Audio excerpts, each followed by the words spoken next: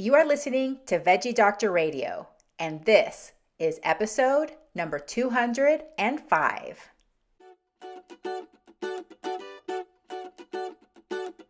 Welcome to Veggie Doctor Radio. I am your host, Dr. Yami, board-certified pediatrician, certified lifestyle medicine physician, certified health and wellness coach, author, speaker, mother, wife, and human being.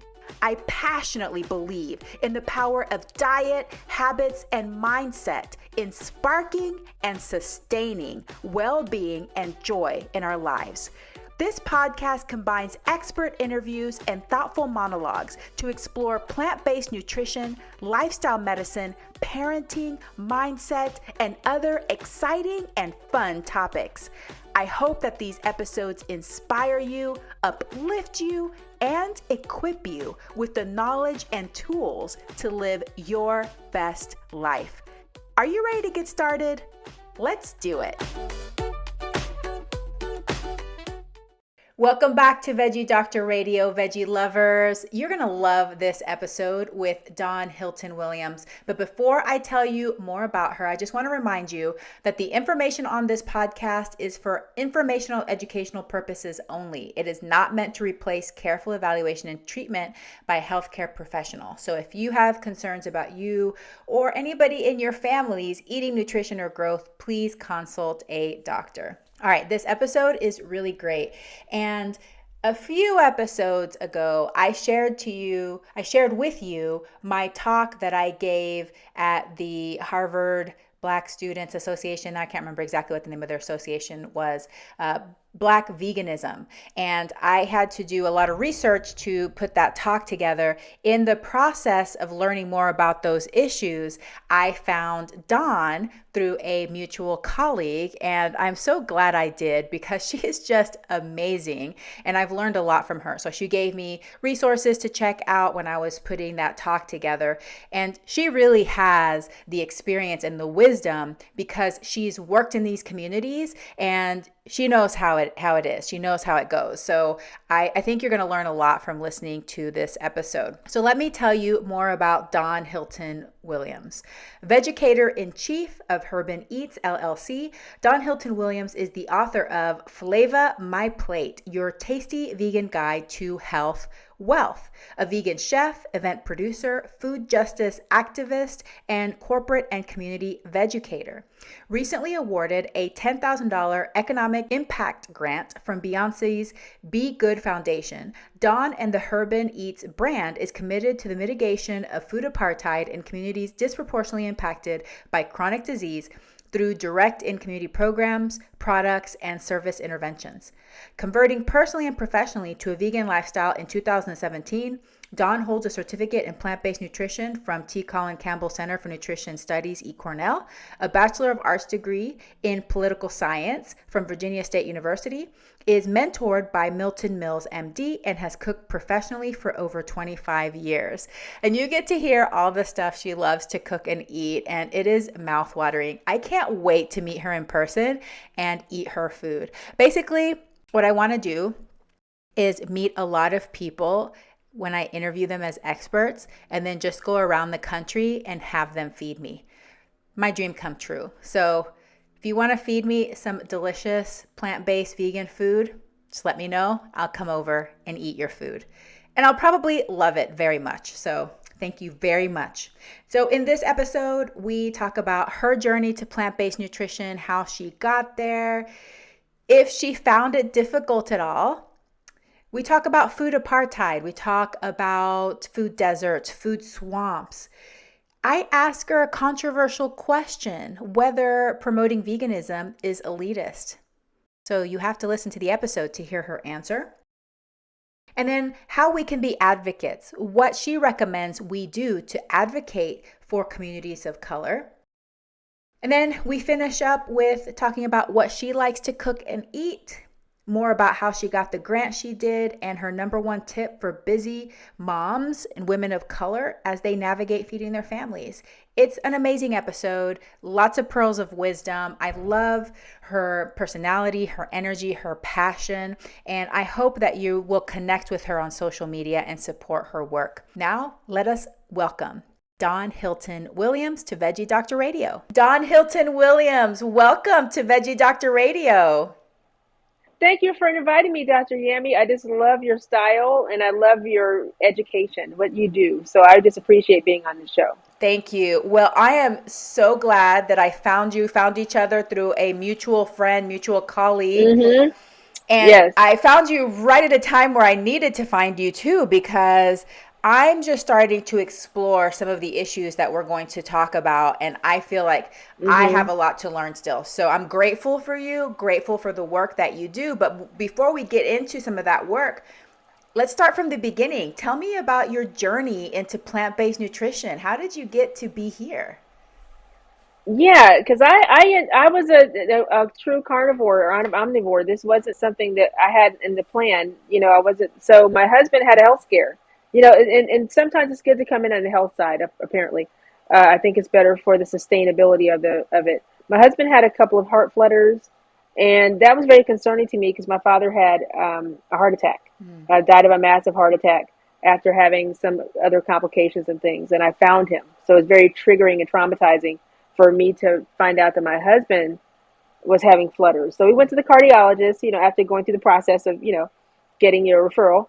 And but you know what they did the whole time, Dr. Yami? They looked at watches. They were comparing their chronometer. I'm like, are you all serious? They weren't really taking it. The cardiologist kind of jokey and he was jokey. And I'm like, I'm triggered and I'm just thrown off. I'm like, so this is a joke to you guys? And I was a chef, vegan chef. No, I wasn't vegan chef. I was an organic and grass-fed, or eco-friendly chef. So I didn't know that the food I was eating, making a lot of eggs, a lot of high cholesterol things for corporate events. I was actually killing this man. So after he had to wear the device for 2 days, the little wraparound band that a cardiologist to make you wear to monitor the heart, of course, it's like when you take your car to the shop, Dr. Yami, nothing happened. So there was nothing. So about 3 weeks after that, 3 or 4 weeks, he had blood in his stool, my husband, for 3 weeks. So immediately, what did I think, Dr. Yami? You already know. I was thinking cancer, C word, colorectal yes. cancer, prostate cancer, some kind. I literally, I'd already seen forks over knives. I'd taken a moment to try to do it. And I was like, but I have a business. This works, but I don't want to do it. I'm okay. I'm super healthy. Everything's grass-fed and organic. I hadn't done any research beyond the movie. And I just threw everything away. All the butcher-wrapped, expensive food, I just went downstairs and literally threw everything in the trash once he revealed to me that he had this issue. So that's how, and of course it was polyps. We went to went to the gastro and got the testing. And it wasn't what we thought it was, but it was scary enough for me to say, we're done with this. This is stupid. I'm not doing this anymore. So I went and signed up, found online the whole food plant-based course that Alfred at E. Cornell, Dr. Colin Campbell's course, did a deep dive into that in 30 days. And we stopped eating meat right then. I was done. No meat, no dairy. I was a deep dive. So that's how we kind of got into it. And I just went to a bunch of plant-based conferences that had continuing education units. I didn't want to go to Veg Fest. I didn't want to do those because those weren't educational. Yeah. I just wanted to learn everything. Yes. That's how I kind of got here. My business went kaput like Titanic for a minute, but everything else worked out. And now I'm talking to you. Yeah. So how long ago was that? 2017, probably the summer of 2017. Wow. So you're still pretty fresh on your journey. You started kind of cold turkey, all or nothing approach. How did it feel those first few days and weeks? Were you missing the meat and the eggs and the dairy, or were you so focused on the new lifestyle that it didn't really matter? Because I was triggered by the health and the trauma of my father finding him in that very terrible situation. And because I wasn't at all missing any of it. I was a chef. I mean, I already did food. So I just had to figure out how to make sides mains. Yeah. And that wasn't very difficult for me because I did enjoy vegetables. But I again, it was just a little bit of a learning curve on the food, but not very much because I cooked all the time. And I lost 95% of my business right away because I told them I would no longer be serving meat and dairy. And I gave my corporate 30 days because I still had stuff at the commercial kitchen. But at my weekly clients for my meal preppers, I told them no more that following week, and they literally dropped like Wow. flies. And so no, I had a lot of time, a very small income for the business, but for the year.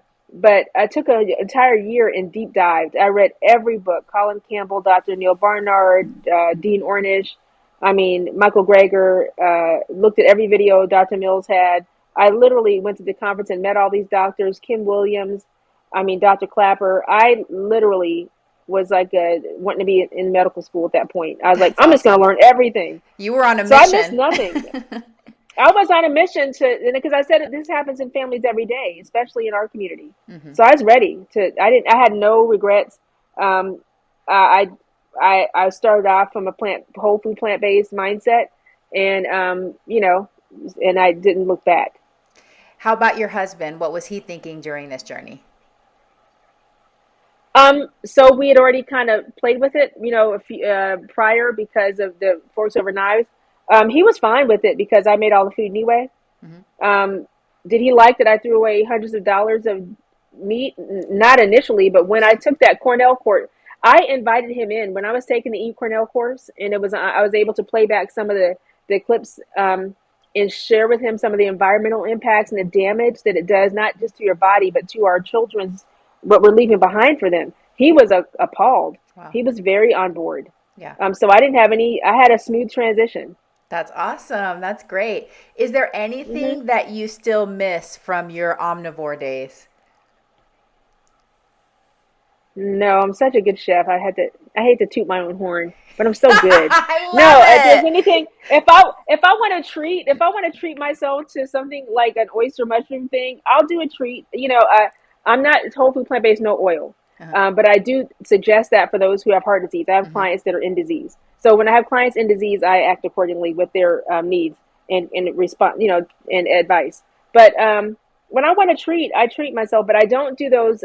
Like I'm not into the Beyond or the Impossible. I'm Hmm. not trying to name them out. I'm Hmm. not into any of those. Hmm. I think they're too highly processed.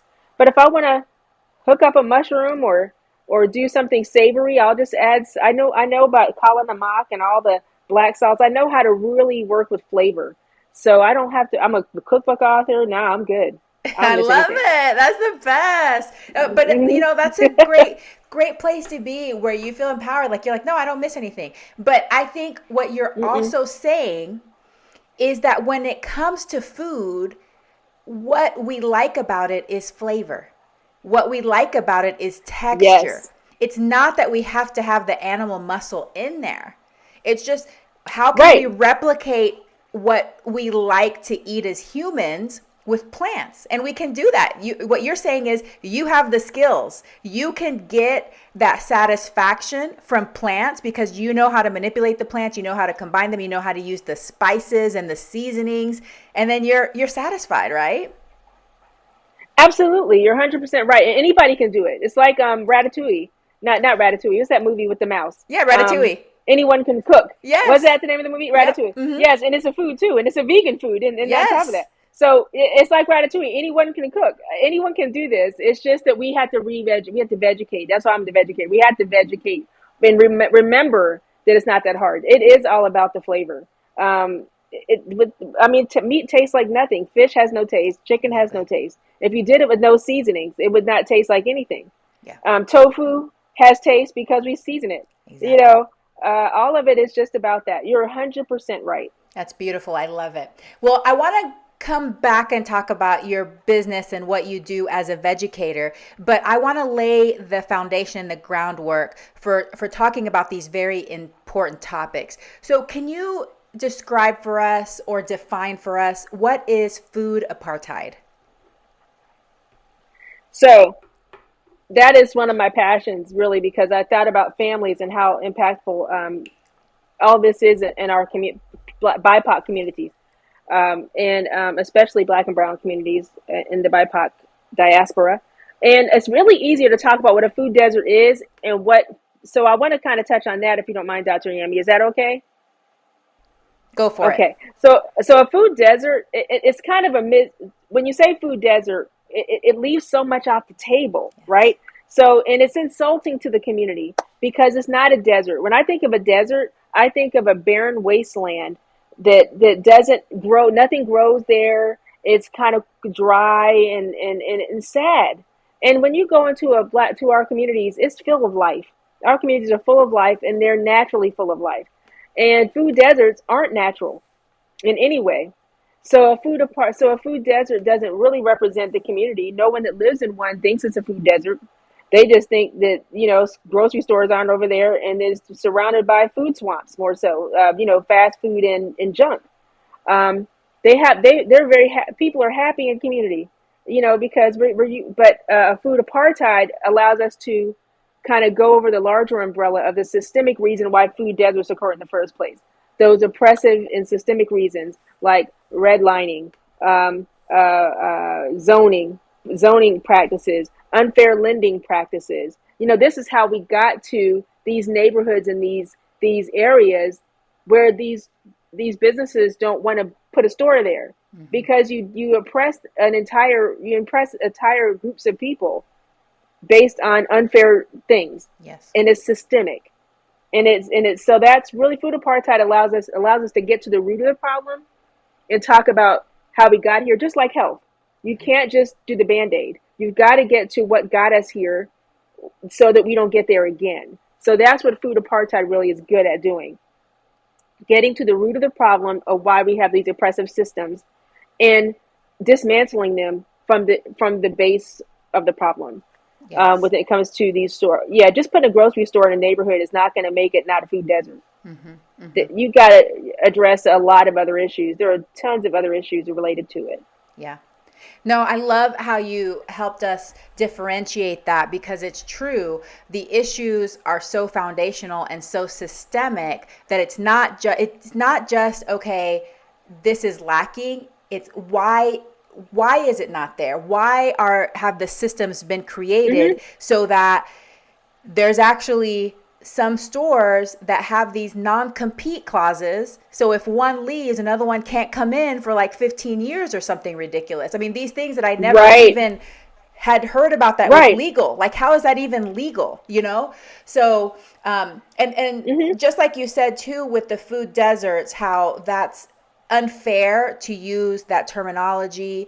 It obviously can be offensive to the people there, but I think it's even worse to say food swamps, because it's like you just think of like this swamp thing, and like this is just like this Yeah, the horrible swamp place thing. to Yeah. be. Nobody wants to be there. Right. And basically what a food swamp is, it's almost like saying the opposite. Like, yeah, there's food there, but all the food there is horrible and bad for you and it's going to kill you. And that's what a food swamp means. It's like all the food that you can find there is highly processed, ultra processed, unhealthy. But both food desert and food swamps, those concepts, they're created from the underlying foundation of systemic issues that are affecting this community that we need to address Right. in order to help everybody access high quality, nutritious food that they want to access, right? Absolutely, absolutely. And apartheid is a great catch-all for that, because we all understand what apartheid is. It's about bringing equity. Yes. Apartheid is about equity and sovereignty and fairness. So that allows us to bring that word over into the intersection of the food issues that we have in our communities. It's not that, again, when they talk about food deserts in general, especially when they go with census tracts and geographies, it's amazing how quickly they change when the neighborhood demographic changes. So it's not a desert when you move other people in. So it's about census tracts and geographies if you're going to go by the desert. But the second the geography changes, it's no longer a desert. So then what happens to the people? Yeah. I mean, so we're really talking about community, and we're talking about the intersectionality of apartheid and how we treat people in our communities. So important to address that. What are some food justice issues that are very common in communities of color, but that many people don't know about? So, just like the one I talked about, the grocery store thing. And I think this happened actually close to my house where there was an Albertsons and they closed Hmm. down in that same building. Another grocery store can't come in for like 10 or 15 years. There's some kind of non-compete clause, even though they're gone and they've left. So that happens all the time. So that's something that a lot of people don't know about. What are some other things that people may not know about? So I think people aren't clear on the fact that it's just not about putting a grocery store in the community. Yeah. I think there's this whole push about, oh, let's get grocery stores in there. Okay, if you don't re-educate people on nutrition, communities on nutrition, you can put 10 stores. You can put every top shelf store or all these, whatever store. There's not going to, the vegetables are going to get left behind because it's seen as secondary. And there's no understanding of a why. Why should I eat the plants? Why should I do that instead of getting the meat? Because these stores, it's not like they're going to be vegan stores, right? So I think there's a misunderstanding about it's a big push about access, but there also has to be coupled with education, re-education, because we've been misvegucated, I like to say. So it's time to address that. So I think there's a whole idea about just it being about groceries, access to food. There's food at the little dollar stores, and that can be, that's a lot of processed junk in there. But it doesn't matter what you put there. It's just still a same idea. You've got to re-educate. I think the people think too much about the grocery store. It's That's very important, but it doesn't work without the education. Hey, are you kind of curious about microgreens and including microgreens in your diet, but you're not sure where to start and you're not sure how to do it? I love my Hamama microgreen grower. It's so easy, it's so convenient. So this is how it works. Basically, they send you the kit and it has this little seed quilt, okay? And then you soak the seed quilt in the water and in a few days, you see your tiny little baby sprouts growing. And a few days after that, you can start eating them. And it's so fun. And you can tell them that you're eating them. And they're really happy that you're eating them. And your body's really happy that you're eating them. But here's the best part, because I've told y'all before, I'm lazy. So I don't want to have to use any mental energy that I don't need to. And they send you seed quilts every month. So you don't run out. You can change what seed quilts you want to try. So here's some examples of some of the seed quilts they have: hearty broccoli, refreshing cabbage, energizing kale, spicy daikon radish, super salad mix. You can even get wheatgrass. You can get culinary cilantro, or even hot wasabi mustard. So there's lots to choose from. They have different flavors. They're so cute and they're health promoting. So you can get a good dose of antioxidants and it's really beautiful. I also use them for garnish when I'm making soups and salads and different bowls. You can impress your guests. But like I said, it's going to be low energy cost on your part, and it's actually not that expensive either. The other thing that I use from Hamama is a green onion growing kit, which is really cool because it can decrease your food waste. So you buy the green onions and then the little part that has the root, the white part at the bottom, you stick it in these little holes and then you just put the water in there and it grows, and then you can keep eating the same green onions. You just go with your little scissors and you chop it off and you put it into your food. So if you want to give it a try, you've been curious about microgreens and different ways that you can grow your own food, check out Hamama. You can find it in my show notes for a link to get 15% off, or you can go to dryami.com/shop so that you can find the link and get 15% off your first order. Happy growing. Yeah, it has to be coupled, go hand in hand. They're together, right? They're together. Well, let me talk about a little That's bit the of a only other thing. controversial topic that I feel comes up a lot. And it's hard to Okay. navigate this being somebody that promotes a plant-based diet. I also consider myself vegan as well. But Hmm. one of the Yep. arguments that's made again and again, I've seen dietitians make it, food justice advocates say that promoting veganism or plant-based nutrition is elitist and unrealistic because of food access issues. What's your opinion on this? Okay. So I respect all those who are out there in the fight that we're in. And I'm also whole food, plant-based, and vegan. We're in a weird world to be both because vegans are usually mad at us because we talk about food all the time, health of the food. Yes. But I will say to you, I just respectfully, there is, it can't be elitist to save $5,000 a year on food. It costs so much to buy meats and dairy, even if you're using AFDC or food stamps, whatever. Even if you're in a WIC program, all these things are much more expensive than plant-based than plants, right? And as far as access, you know, we've got to work on the access piece. There's no doubt about it. But I can go on a cheap shop in Family Dollar. We just need to teach you how to do that. There's rice in there. There's black beans. There's all kind of beans. There's a store full of beans. Now, do they have any fresh produce? No. These are problems, but it's not. They're not insurmountable, and it's not unfair to ask someone to be plant based. What I've done and worked with communities with is going into these food apartheid communities, and I bring vegan farmers, black farmers in, and we do food, farmers markets. You've got to bring the farmers market to these communities until you can resolve that issue. And you've got to bring a demo, a cooking demo, and don't bring rutabagas and don't bring beets and rutabagas. Bring food that people already eat, like collard greens. You have to bring some greens. You have to bring some green beans, some greens, some snap peas, sugar snap peas. Just knowing the community and bringing the right things to the community. So there is a problem, but it's not elitist. It's not a problem of elitism. It's a problem of of lack of education. We've got to re-educate the communities to say, hey, you can find some things that can sustain you at these terrible stores, these terrible little convenience stores, while we also work to bring you what you need through collaboration with farms and community centers, because we know you may not have access to to things. But we need to education. To me, is the most important thing. Yeah. I don't believe that it's elitist at all. I think that when you want to buy the highly processed products, that's when you lose a lot of money. That's elitist.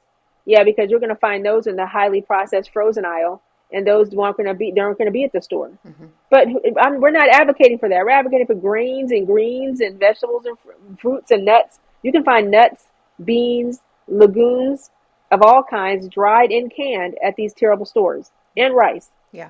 And I prefer brown rice. I don't know if there's brown rice in there, but there's rice in there. Yeah. Regular rice is not good, but yeah. So I don't argue with people about it, but it's like, no, it's not elitist. I just focus on education because it doesn't matter if you put a store there. They're missing the bigger picture. You can put a store there, and it's the same problem if you don't educate.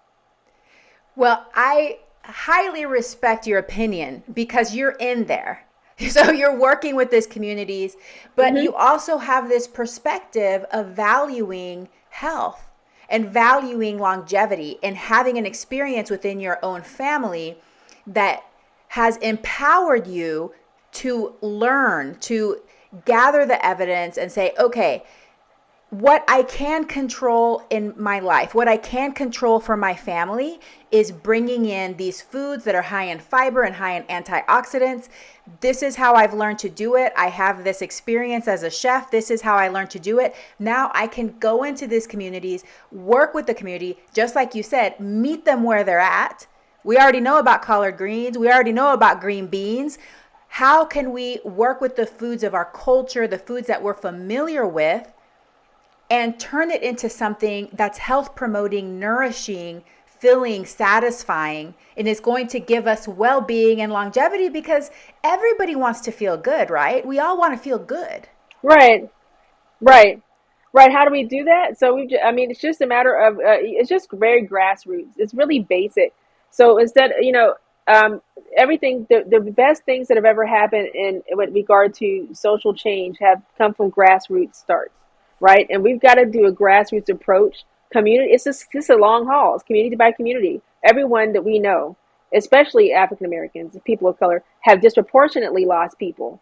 In the same ways that I lost my father and all the other relatives that are already gone. I'm one of the oldest people in my family, and I'm 54. Wow. My mother's still here. She's vegan.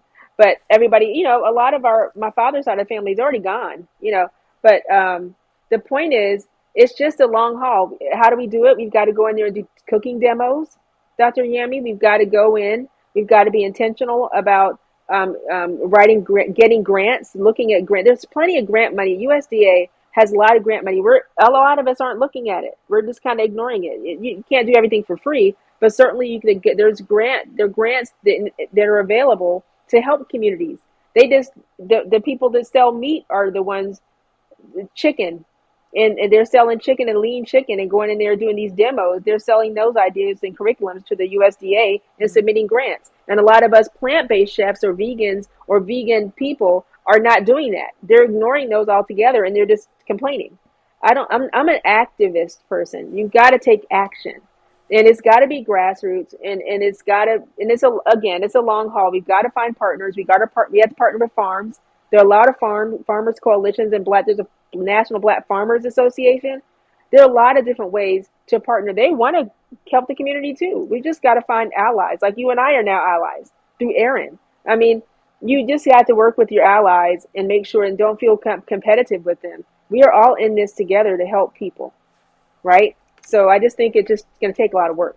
100%. I love it. I love how much energy you have and the passion, how proactive you are. So thank you for reminding us about that. Actually, recently a grant writer reached out to me and asked me whether I'd like to submit a proposal to teach Food for Life classes. So I've been a Food for Life instructor for several years. Haven't taught since COVID, but the grant, the proposal that they had was just beautiful. It was to serve underserved communities, and they're partnering with farms, and they're going to bring them the food, and then I would teach the classes. And I was like, this is beautiful. I love it. This is perfect. Yes. And so, it's one of those things, like you said, the grant money is out there, and you just have to know. This is also somewhere where I recommend partnering with somebody, because if you've never written a grant, it's kind of a lot of work and you have to know how to do it. But if you have somebody that's experienced, that's done it before, then you can collaborate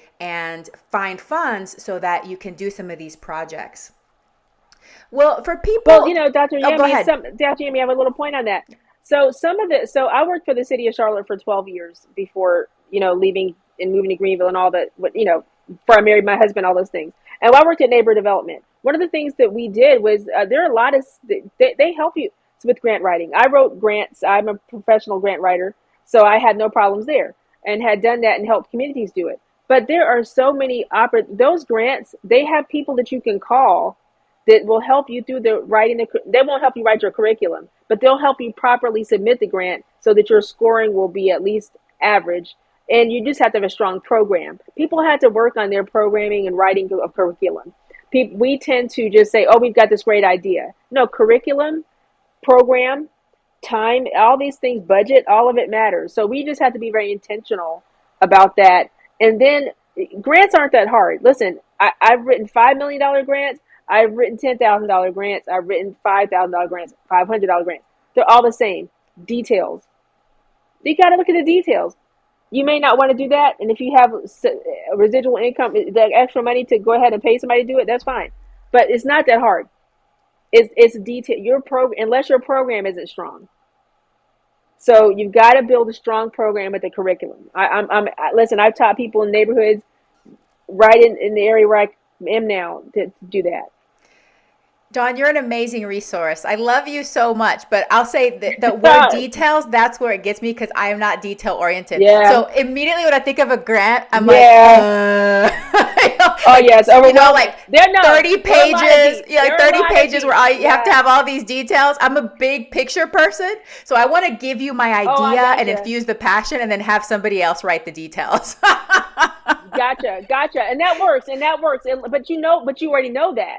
So that's half the battle. Some people go into it, don't even know the grants are out there. There are literally hundreds of millions of dollars untapped that are going to organizations that literally go to communities and promote a healthy world of chicken. Yeah.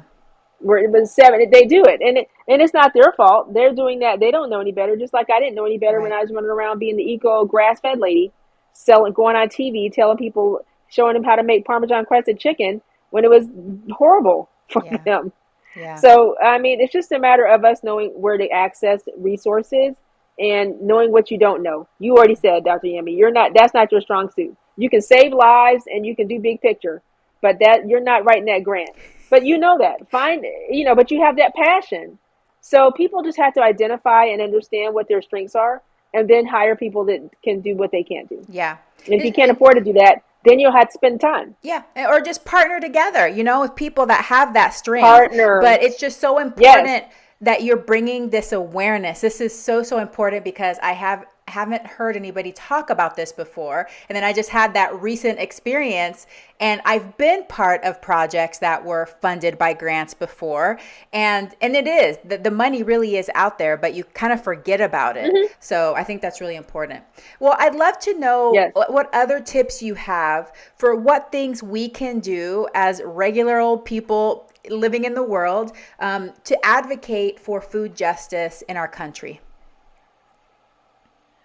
We've got to take them. I was a poli-sci, but in college, and we just have to be. We had to go to our local council meetings. All politics and policies are made starting at the local level. I go back to the grassroots idea. I mean, yeah, we have federal policies and initiatives and things, but red line redistricting, all these things happen at the local level, which has all to do with food apartheid. Food justice has all to do with stopping systemic things from continuing. So we've got to get to those council meetings. We've got to get to those planning commission meetings. We've got to get to those community meetings. We don't have to live in the community to go. And you can't just come one time. People need to know that you really care about the community. So make sure you go to those communities that you want to help. Don't just show up with your food truck or your table and say, "Hey, I'm helping you today," like it's charity. You got to make people feel welcome, like you're not just. People don't want to feel. They don't. Everybody doesn't want a handout. Want a hand up. Yeah. So we've got to make people feel like they want a hand up. So it's just coming upon us to just do more of the again the work of grassroots. Community, going to the council meetings, going to the community centers, getting to know the district, the state district representatives. They usually live in the district. They'd have to be a house, state representative, the city council people in that district. You don't have to live there to know these things. You just care. So and get to know the community leaders. There's always some older lady community leader or older man that they can tell you everybody in the neighborhood who needs help. And they're happy that you're there, but they don't want to see you one time. They want to see you more than once. Yeah. So that kind of work will make a big difference. So get involved, get connected, have patience, be in there for the long haul. Yep. It's a marathon. Yeah. Yeah. And that's kind of the foundation of advocacy too, is that you're in there and you're doing the work day by day. But yeah, you're right. As far as doing some of this work, you have to get involved. You have to know what's going on at the local level, which can take some time and patience. Y'all, I am obsessed with this clothing brand called Omnivore. I initially saw Tabitha Brown wearing one of their bathing suits on Instagram, and I immediately went to the website and bought myself one. Now I have 3 of their pieces, actually 5 technically, considering that I have the cover up for the bathing suit and also the head wrap, and I have 2 infinity dresses. Their clothing is amazing. So they're actually an award-winning African fashion brand featuring beautiful pieces with vibrant prints and bold patterns, but they make you feel like royalty. I wore one of the infinity dresses for my friend's wedding and I got compliments all night long, but I felt so confident and I just felt so beautiful wearing it. I don't know if you've ever worn an infinity dress. I have never even heard of an infinity dress before, but basically it's a dress that you can style in lots of different ways. So it's like having 100 dresses in one. You can change it according to your mood or what part of your body you want to show off. But the bottom line is you're going to feel amazing. So if you want to check out their pieces, it's Omnivore, Offuure. But I have a special code so that you can get 10% off of your first order. Omnivore.com/Dr. Yami, DRYAMI. Okay, so Omnivore is Offuure.com/Dr. Yami. Also, if you go to dryami.com/shop, you can get to the link right there or check out the show notes. I promise you are not going to regret checking out this clothing brand, especially if you love looking like a queen. Also, I'm not a meeting person. I'm just going to admit that. frustrating to me, Yeah. but you have to know that that's how things work, right? That's how policies are made. Right. That's how things are Yeah. changed with meetings and lots of meetings. So being part of that is really Well, important. that's why allies. But that's why, Dr. Yami, let's say you and I partnered. I would go to the meeting. I love meetings. I'm political science. I love talking and I love meetings. So I'm going to listen, take the notes, and I'll just come back and give you debrief. You've got to know who you've got to align, we've got to align ourselves with the people that we can be most effective with in a circle of support. Yeah. So that's not your strength. But I certainly can't fix I can't repair a broken leg. I can't diagnose a chronic disease, and I can't write a prescription. I mean, and I can't teach what you teach. So we all can help each other and with our balancing the strengths and weaknesses. So I think we can get it done. I love it. Oh, that's such a beautiful message. Well, I'd like to switch gears here just a little bit. When I Mm-hmm. was doing the research recently to give the talk I did on Black veganism, I found out that one of the fastest growing segments of the vegan population is actually Black women. Why do you think that Yes, is? because you already know, because Black women are the mothers of civilization. We're the mothers of civilization. We're always the trendsetters. It looks like men are trendsetting everything, but it's really women, or some woman behind the scenes trendsetting it. Black women are always looking to find a way to nurture and to do something different. Just because we're the mothers, we want to have kids, family. We want to save the family, and we're I think it's just a natural nurture space for us, and we that just fits with us. I don't see men as excited about it as we are, and we do. And, we're the household. We kind of take care of the household, Yeah. so I think it's a natural fit that we be the leaders. African Americans in general, obviously, are the fastest group, and women in the community are the fastest. And we need to be. 60% of Black women are obese. Half of the African American women will die of heart disease, not might. Will. This is a serious situation. 40% of African American men are obese. All that leads to heart disease. All this stuff. Um, I think we're just desperately looking for a way to help our families, and we want to stop normalizing chronic disease because it's not normal part of aging. It's not. So I think we're getting to understand that from platforms like yours. Yeah.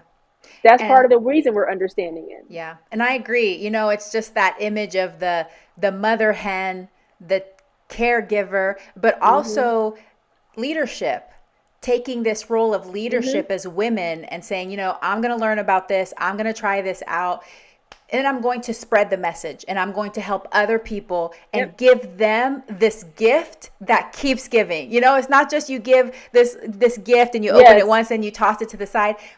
This is a gift of well-being. This is the gift of longevity. I mean, it's the most amazing gift Right. you could give somebody. And so, yeah, I'm just Yeah.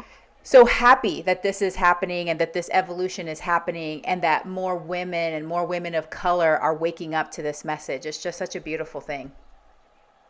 And Dr. Yemi, if I can add, it's also the message of high quality longevity, not Yes. surviving on pills, and having amputations and hip replacements and these things. And this is a suffering a lot, and this whole thing, it's a lot. It's also the quality of life. I mean, my mother's 76. She's on a tennis court 2 days, 3 days a week, running around tennis court. She's on boards. She's still very active. She looks at older people that are in their 70s, and she looks at them like, oh my God. And they say, I'm just getting by. She's like, she does not even deal with people that say that. She is so hyped. She's always been that way, but she's been vegan I think she became vegan a year after I did. Took her a year. I didn't push her. Um, but she's 100% vegan and healthy. And again, the quality of life is so important. Yes. Well, on average in this country, we spend the last 10 to 15 years of our life in disability.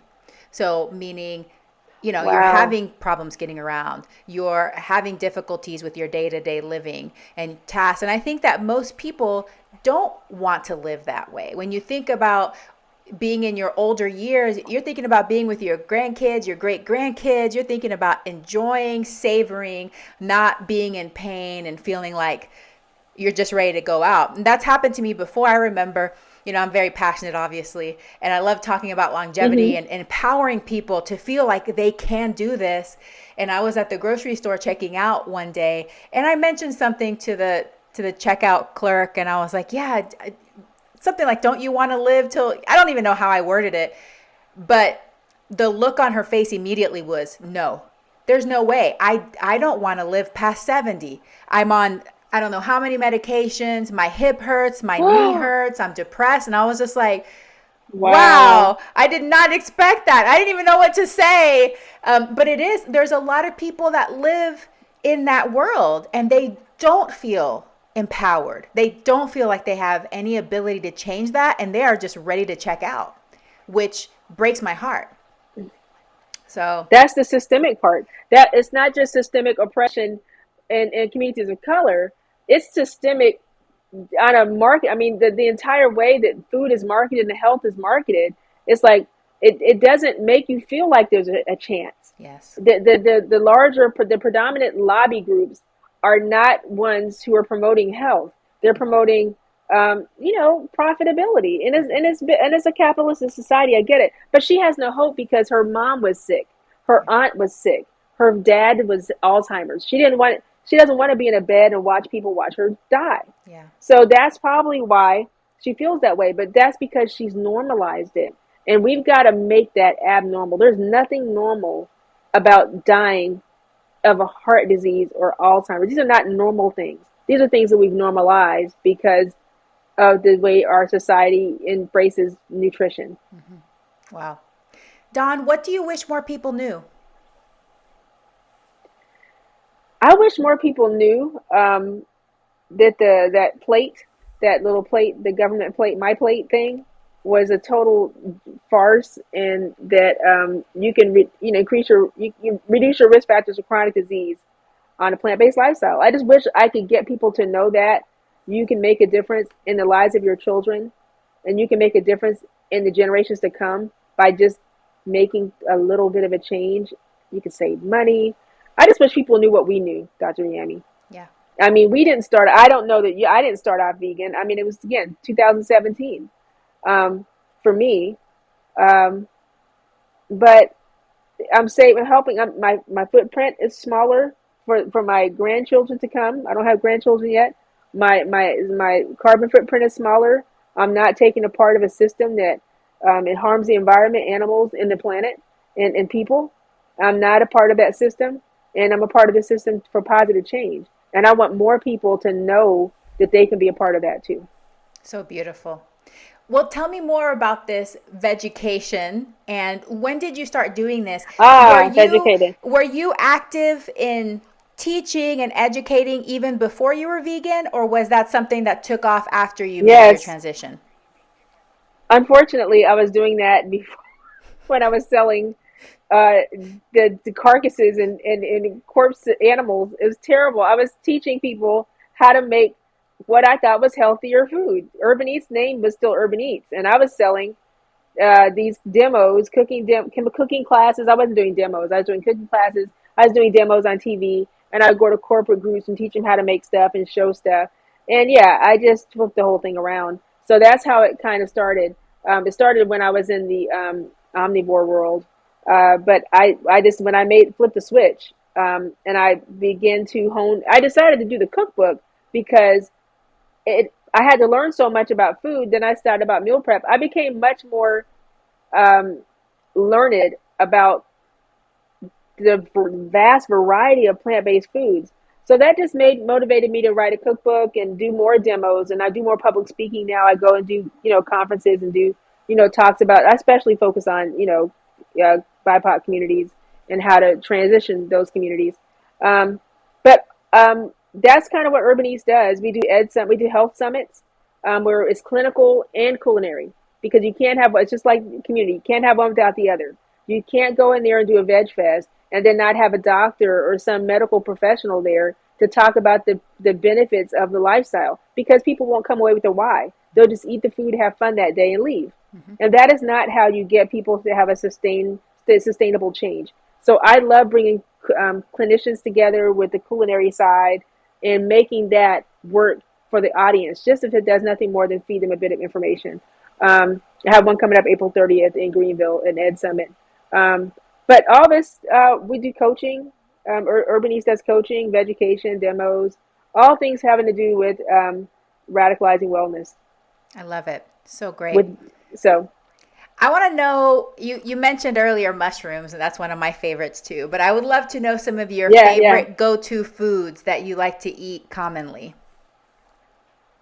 that I like to eat or make. So that I like to That you like eat. to Oh eat. What are God, there's you so eating, Dawn? Dr. Yammy. Oh my gosh, it's such a loaded question. You gonna ask me? I have a whole cookbook. Oh my God, now my second one's coming out. I have like thousands of recipes. Um, I I like eating. I just like a balanced plate. I like color. I like texture. So if I have some purple cabbage slaw, alongside, I like edamame salad. It's crunchy and gives me good flavor. When you dress it properly, I like gosh, so quinoa, I like Buddha bowls. I like sweet potatoes roasted. I cut them in half, and it cuts half the cooking time. I like sweet potatoes. I like butternut squash. I love every vegetable, almost every one. I'm not a big beets fan, though. Can I tell you, beets are like weird. Even I've roasted them. I just never love beets. I love all greens. I mean, there's no plate that has good this properly seasoned and properly prepared. I can't stand veiny collard greens. Don't give me big stocky stems. It makes me feel like you didn't properly clean them. But I'm a little picky. But I love. I have no favorite. I mean, I'm making bok choy tonight, stir fried bok choy. I love Mm. farro salad. I love farro. Anything with this high nutrient, low calorie, but flavorful, I'm in. And when I want a treat, I do the oyster mushroom thing now. Yum. I'll cook the oyster mushrooms up. I'll do them sometimes I'll do them in the air fryer to be a little more friendly, but sometimes I just coat them wet batter, dry batter, back to wet batter, and I throw them in the little oil. But that might be once a month. I don't do that a lot. Yeah. Oh, But I so do love delicious though. when I go to it's hard to it's very delicious because you have all the texture and the flavor, and of course if you know how to use the flavor. Um, I love food that tastes good. I love ethnically diverse foods. I love chickpeas. I love a lot of curries, a lot of stews and stoops. And I'm full so fast, like you, Dr. Yami. You get so full because the fiber just fills up your stomach. Mhm. So it's just no end to the amount of food we could have. I can't give you one. I'm just running around circles telling you I can't give you one because I have Basically, too many. you're just making us hungry and making our mouths water, which is fine. Yes, yes, yes, exactly, All right, so exactly. we were talking So yeah, about grants earlier, but you mhm. are now connected to Queen Bee. So tell me how you were awarded I this grant from Beyonce's foundation.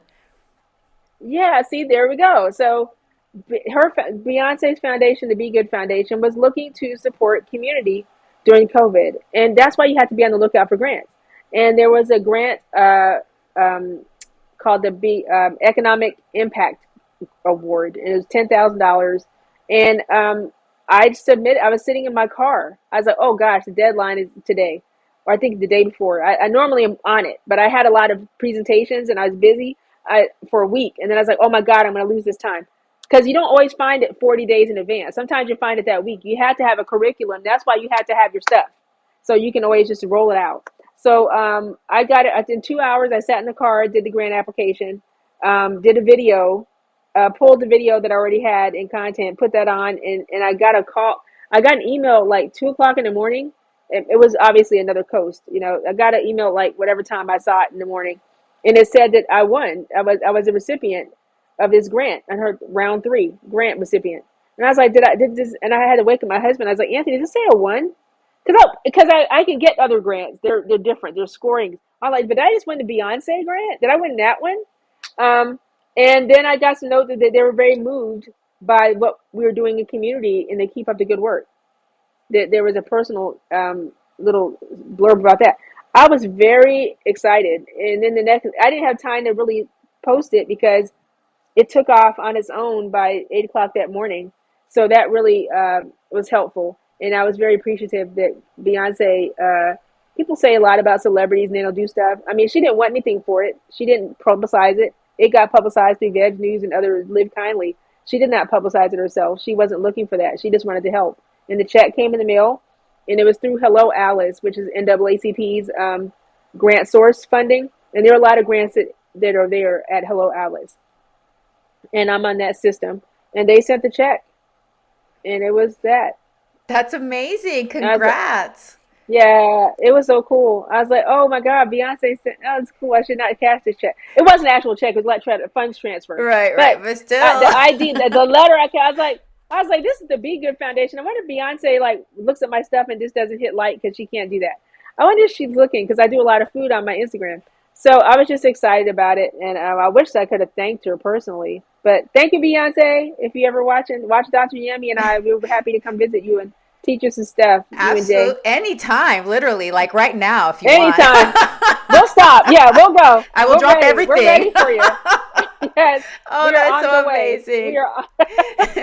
Well, Yes, Don, tell yes. us how listeners can connect with you. And you have told us a little bit about some of the services that you offer, but how can my listeners find you and find out more about your services? They can just go to herban-eats.com, herban-eats.com. That's the company website. And on there, there's information about the Ed Summits, the town halls. Not to get you involved, Dr. Yemi, in this, the town, I'll talk about that after. Um, uh, urban-eats.com. I'm on Instagram. My handle is herban_eats, Herban. It's a play on urban and herbs, fresh herbs. Love it. Um, and um, and then on Facebook, Dawn Hilton Williams or Urban Eats, and YouTube Urban Eats.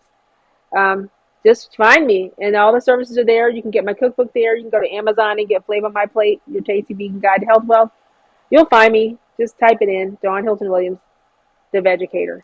I The love Vegucator. it. The So, Vegucator. Yes. yep, And we'll make sure we put yes, all of those links in the show notes so that everybody can access perfect, it very easily. We appreciate you so perfect, much. Like perfect. I said, I'm just so grateful that I met you, that we got connected, and then I have your amazing Absolutely. resources, your brain, all the talents that you have. But before you go, if you can leave us with your number one tip for busy moms, especially women of color, Mm. as they navigate feeding their families, what would be one thing that you would tell them? Shopping, you got to shop on one day and prep the same day. You got to shop and chop. I just call it shop and chop. Go to the store on Sunday, shop and chop. Because if you do that, your whole week is made. I'm telling you, ladies, your whole week is made. Because all you have to do now is put in the pan or in the oven, and it takes 20 minutes. But if Yes. you don't shop and chop, you're going to be stressed. And we don't want stress because that also leads to chronic disease. So don't do that. Shop and chop.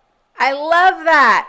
It's a tongue twister a little bit. I have to concentrate. Shop Yeah, and chop. Shop shop and and chop. yeah, That's you beautiful. got it. And You and got it. that's so Yep, yep. true. I talk about once you get into that habit of food prepping and batch cooking at the beginning, it feels overwhelming and like it's going to be a lot of work, but as you go about your week, you realize that your week is less stressful. So if you just take that one Oh day to yeah. get it done, it pays off. It pays forward, right? So get the work in, and then Oh then then yeah. the more habituated you become to doing that prepping, it's not a big deal. You put this podcast on, everybody. You're listening to me while you're prepping. You can listen to Dawn's stuff that Yes. she has, and you learn Yes. while you do Yes. your cooking, and it's not a big deal. It ends up being really fun and relaxing, actually. Absolutely. Absolutely. It's just a matter of just managing. I mean, we manage time. Women have busy schedules. We are like super women. We are superheroes, honestly. And what we do is amazing. No man can do what women have done in society. And I'm not dissing men because I love men. Men are great.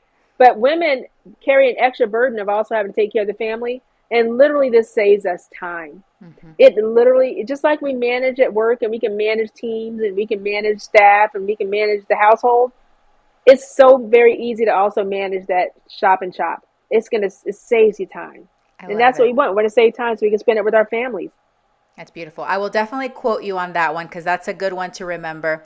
Don Hilton Yep. Williams, thank you so much for your time. Thank you for your energy, for your passion. Thank you for being on Veggie Doctor Radio, and I hope that you have a very plantastic day. Absolutely. Thank you for inviting me. Hope to come back soon. Hope to meet you soon. We have Yes, to for catch up. sure. Thank you.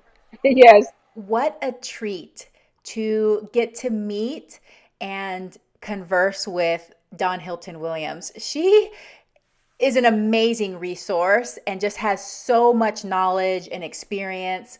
And so I am so glad that we got to meet her on this episode. But some of the takeaways I have is that we all need to be aware of these food justice issues. We need to be aware of food apartheid and realize that a lot of the issues that communities of color, that under-resourced communities are experiencing are systemic. And we can start by getting involved. So get involved in these communities at the local level, at the political level, but also by educating. So if you have the passion, the abilities to start teaching the people around you, the communities around you, how to use plants for their health and well-being, then you're being an advocate. So get in there, get involved, get to know these communities, and be a food justice advocate. The other takeaway I got from Dawn is there's a lot of grant money out there. So if you are an educator, a teacher, you're doing some of these programs and you have not tapped into the grant money, then start looking around for these grants, because just like Dawn said, somebody has to be given these grants. Once these organizations elect to give a certain amount of grant money away, they're going to find people to give it away to. And if you're not in there putting in your proposal, then other people are going to get it anyway. And some of the people that are going to get it might be teaching stuff that may not be as health promoting as we in the plant-based community feel like it could be. So that's the other takeaway I got. But excellent episode. I love the shop and chop. That is a great thing. Also, I remember learning from Tammy, don't work harder, work smarter. I think that goes along with the shop and chop too. So pick a day, go get your groceries, get everything prepped, and your week is going to go so much smoother. And remember, you have to practice this skill. It's one of those things that it doesn't become a habit like in 2 seconds. You have to do it week after week after week, tweak it, find ways to make it easier for yourself. You might have to change the day that you do it. So find the way that works. But once you get into that habit, you're going to see how much better it makes your week go. All right, veggie lovers, this was plantastic. Thank you so much for joining me, and I will see you next week. Hey, veggie lover, I hope that you loved today's episode. Will you take a second and do me a huge favor? Please subscribe to my podcast so that you never miss an episode. You're the reason I'm here, and I want to share it all with you. Thank you for listening, and have a plantastic day.